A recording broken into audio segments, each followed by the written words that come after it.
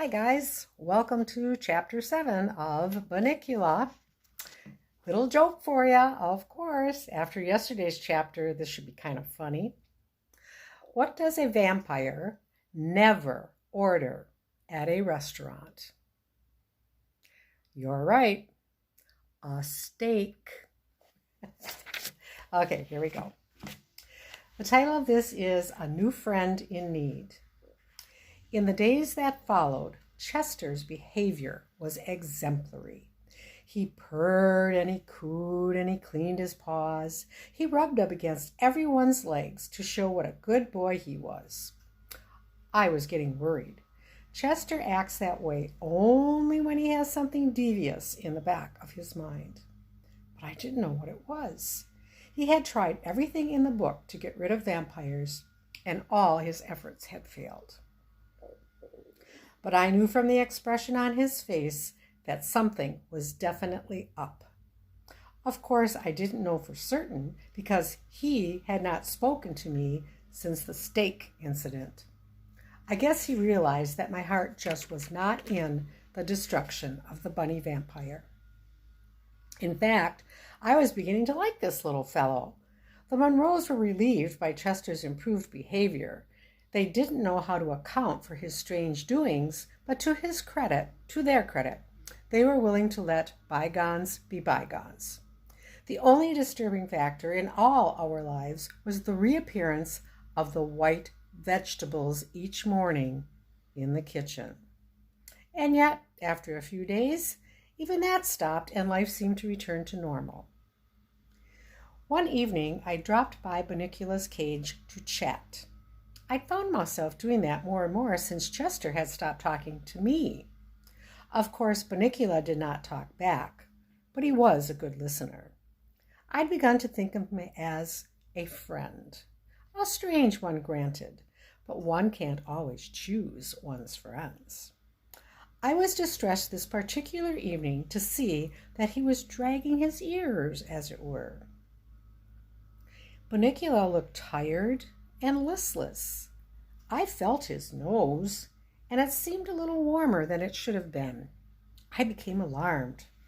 I ran over to Toby, who was doing a picture puzzle on the floor, and I began to bark, something I do only in cases of extreme emergency, since even I do not care for the sound of barking. "What's the matter, Harold?" Toby asked without moving. "Burglars around?" I ran to the cage and I looked up at Bunnicula. I looked back at Toby and I whimpered. Toby just looked confused. "Do you want to play with Bunnicula? Shall I let him out of the cage?" "Woof!" I responded, indicating I hoped that was indeed what he should do. "I'll ask Mom and Dad, Harold. You wait here." He was back in a minute, shaking his head. "Sorry, Harold. Mom says you can't play with the rabbit. It just causes too much commotion." I looked down at the floor and I whimpered again. "Sorry, Harold. Maybe later when we're all in here together." I regarded Bunnicula, whose eyes met mine. He gave a little shelter, and I felt like crying. My friend was sick and I didn't know what to do. I wished I could tell Chester, but I knew it was no use. He was just too mad at me. I would have to sort this one out on my own. That night, I could not sleep, worrying about Bunnicula. I decided to go downstairs and check on his condition. What I saw when I entered the living room horrified me. Bunnicula was out of his cage on the floor, while Chester stood in front of him, a piece of garlic around his neck and his arms outstretched, blocking the kitchen door. You can see there's Chester.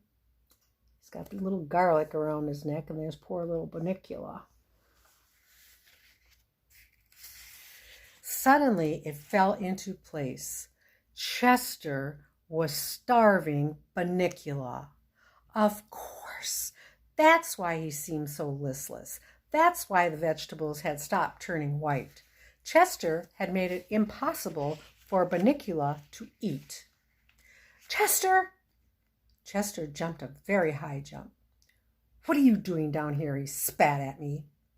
"I know what you're doing, Chester. The jig is up. That little bunny never hurt anybody. All he's doing is eating his own way. What do you care if he drains a few vegetables?" "He's a vampire," Chester snarled. "Today, vegetables. Tomorrow, the world." "I think perhaps you're overstating your case," I suggested cautiously. "Go back to bed, Harold. This is larger than the two of us. It may seem harsh, but I'm only being cruel to be kind." Who's he being kind to? I wondered as I went back upstairs. The tomatoes and zucchinis of the world? Maybe a few cabbages? It just didn't make any sense.